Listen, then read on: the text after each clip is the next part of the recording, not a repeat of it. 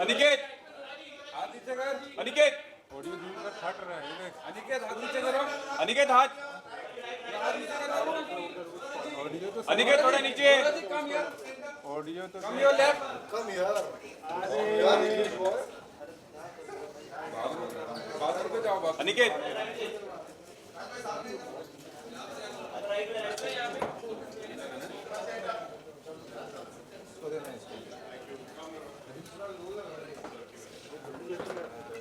It's been so amazing.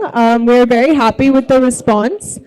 I think we've already hit 1 million plus views, and you guys have been showing a lot of love. And yeah, I just want to know what you guys think. I'm more interested in knowing your response.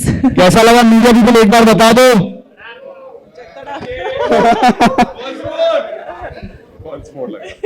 Raj, what about you? No, I had fun shooting it. I think Arvinder Khera, he was very clear what he wanted out of it, and we all were just following his vision. जो भी वो चाहते थे हम वो कर रहे थे, और उनको ये दुनिया अच्छे से पता है. He knows कि वो क्या चाहिए इस टाइम हमारी ऑडियंस को, तो वही करते हैं. मेरा तो फर्स्ट टाइम था, so I didn't even know about this world. But I had fun. It's a good song. बहुत ही अच्छे से recreate किया है बी प्राग और जानी ने. So I had fun and working with Nora after, especially Kamariya जो स्त्री में उन्होंने किया था. She's a lovely girl to work with. Yeah.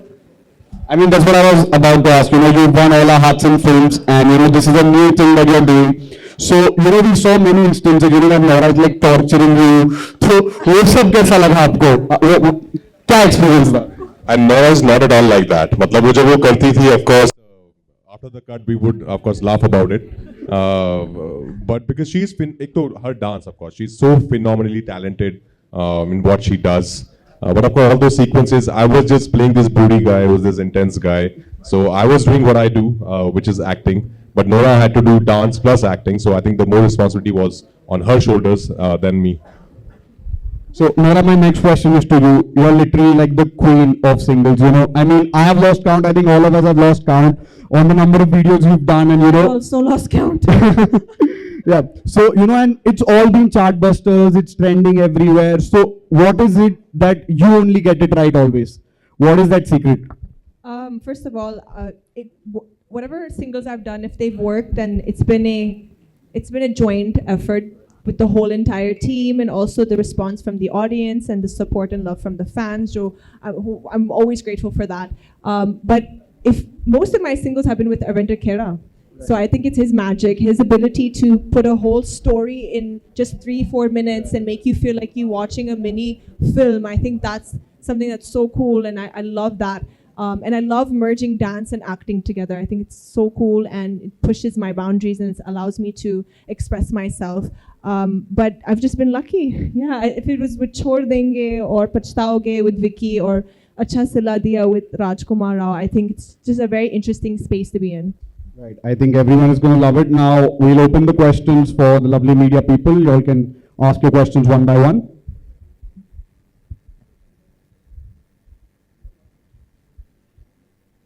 Mike.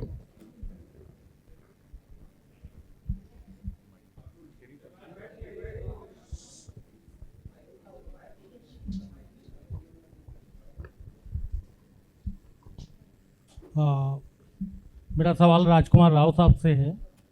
Rao साहब, ये जो आपने रिमिक्स गाना किया है, पहली बात तो इसके लिए आपके लिए कॉन्ग्रेचुलेशन, क्योंकि इसका फिल्मांकन बहुत ही अच्छा किया गया है। और रिमिक्स ही क्यों? सर, ये तो जिन्होंने बनाया आप उनसे पूछेंगे, मैं तो कंपोजर नहीं हूँ। और पर आई थिंक कुछ गाने ऐसे होते हैं जिनको आप रिक्रिएट कर सकते हैं। एक हमारी जो नई जनरेशन है, जिन्होंने शायद ये हमने ऑफकोर्स हम सब ने ये गाना सुना है, पहले हम सब बड़े हुए हैं इन गानों पर एक नई जनरेशन है जिन्होंने ये सॉन्ग्स नहीं सुने हैं। So I think for them to introduce this kind of music to them, it's important to sometimes to recreate. हर गाना रिक्रिएट नहीं हो सकता है, कुछ क्लासिक्स है जिनको हमेशा अनटच रहने देना चाहिए। बट आई थिंक जब मैंने ये गाना सुना था फर्स्ट टाइम बी प्राक ने की आवाज़ में, कंपोजिशन में, और जैसे जानी ने लिखा, तो मुझे लगा था कि काफ़ी अच्छे से रिक्रिएट किया है। और जो कुछ चीज़ें ओरिजिनल सॉन्ग के लिए और कुछ चीज़ें उन्होंने अपनी डाली हैं, तो एक अच्छा ये फ्यूजन बनाया उन लोगों ने. So I enjoyed listening to it. That's why I said yes to it. Saying that, of course, every song cannot be a recreation or a remake. पर ऐसा होता भी नहीं है, बहुत सारे ओरिजिनल गाने भी आते हैं.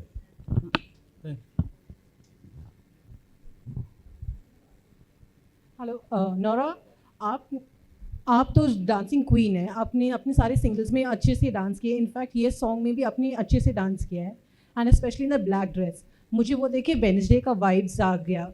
तो did you take any inspiration for, और कैसा था वो डांस करना?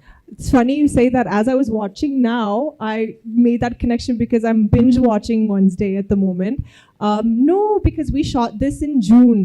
So yeah, I mean, I think it's just a coincidence. Must be what's in now. So.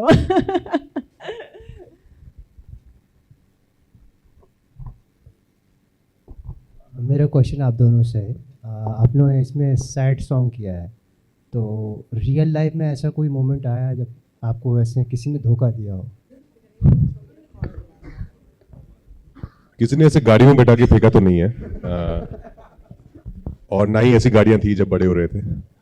पर नहीं, ऐसा ऑफकोर्स हम सबके जिंदगी में आया है. हम सबके दिल कभी ना कभी टूटे हैं, या हमने तोड़े हैं.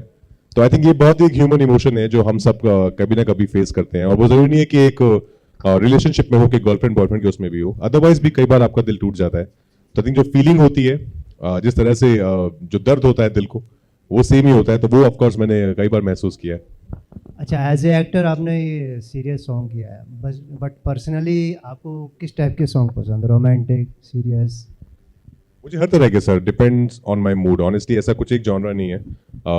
मुझे हर तरह का म्यूजिक बहुत पसंद आता है, और मुझे कोई एक गाना अच्छा लगता है तो मैं उसको बहुत दिनों तक लूप पे सुनता भी रहता हूँ. और म्यूजिक मुझे लगता है is one of the most powerful art forms. और म्यूजिक में वो पावर है कि वो आपको ट्रांसपोर्ट कर देती है. आप कहीं और बैठे हैं लेकिन कहीं और ले जा सकती है. तो म्यूजिक से मेरा बहुत गहरा कनेक्ट है. I listen to a lot of music day in day out. And Nora, you? Sorry, there's too much noise, guys. I'm gonna need everyone to please silence. Silence. There's a lot of chaos happening on the side. Thank you.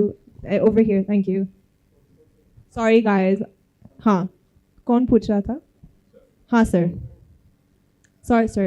Please. What were you saying? Real life में ऐसा कोई incident जब real मैं एक ही बात बोल सकती हूँ कि रियल लाइफ में मैं ऐसी बेवफा लड़की नहीं हूँ. But yeah, I think it's so funny because in most of the singles I play this kind of character who, you know, does this to the guy. In Pachtaoge, I did that to Vicky, and in this song I've done this to him. But no, in real life I don't do this to guys at all.